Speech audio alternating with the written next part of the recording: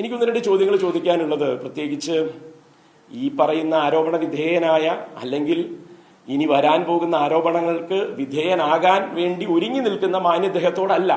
മാന്യദേഹം എന്തായാലും ഒരുപാട് കേസുകളൊക്കെ ആയിട്ട് വിചാരണ നേരിടേണ്ടി വരും കോടതിയിൽ തന്നെ. ഉദാഹരണം നിങ്ങൾ അറിഞ്ഞു കാണുമെന്ന് വിചാരിക്കുന്നു.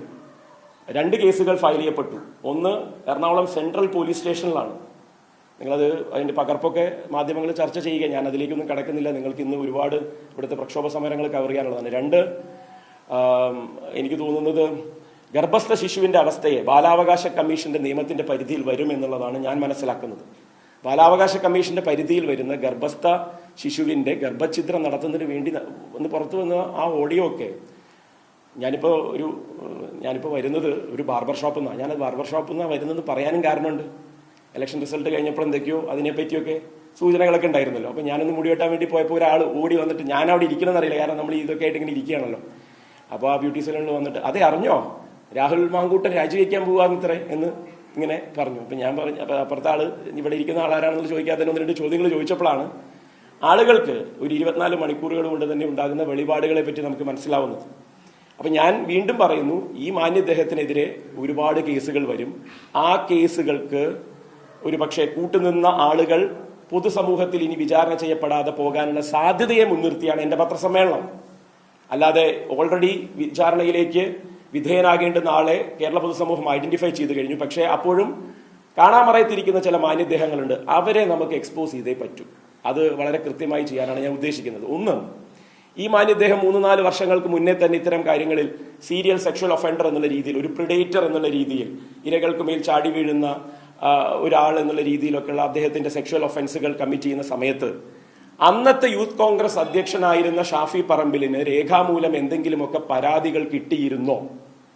അതായത് 2 വർഷം മുന്നെയാണ് രാഹുൽ മാങ്കൂട്ടത്തിലിനെ നോമിനിയാക്കി എലക്ഷൻ എന്ന് പറയുന്ന ഒരു ഒരു പുകമറ എന്നൊക്കെയുള്ള രീതിയിൽ, അതിലെ കഥകളൊന്നും ഞാനിവിടെ ചർച്ചയ്ക്ക് വെക്കുന്നില്ല. വ്യാജ വോട്ടർ ID എങ്ങനെ ഉണ്ടാക്കിയ, വ്യാജ വോട്ടുകൾ എങ്ങനെയാണ് യുവമോർച്ചക്കാരുടെ വോട്ടുകൾ കൊണ്ട് ഒരു യൂത്ത് കോൺഗ്രസിന്റെ സംസ്ഥാന അധ്യക്ഷൻ ഉണ്ടാവുന്നത് എന്നുള്ളതൊക്കെ നിങ്ങൾ ചർച്ച ചെയ്താൽ മതി. അപ്പോൾ അതിന്റെ മെറിറ്റിലേക്ക് ഞാൻ പോകുന്നില്ല.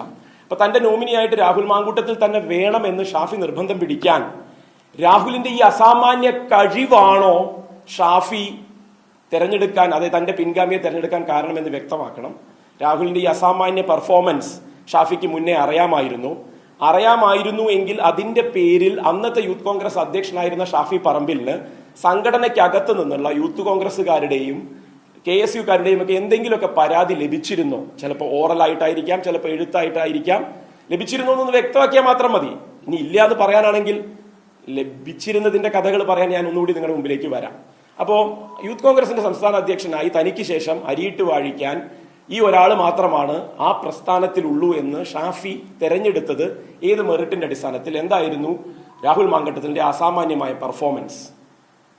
അൺനാച്ചുറൽ എന്നൊന്നും ഞാൻ പറയുന്നില്ല, സൂപ്പർ നാച്ചുറൽ എന്ന് വേണമെങ്കിൽ പറയാം. സൂപ്പർ നാച്ചുറൽ എന്നുള്ളതായിരിക്കാം കുറച്ചൊരു നല്ല വാക്കെന്ന് തോന്നുന്നു. എന്ത് സൂപ്പർ നാച്ചുറൽ?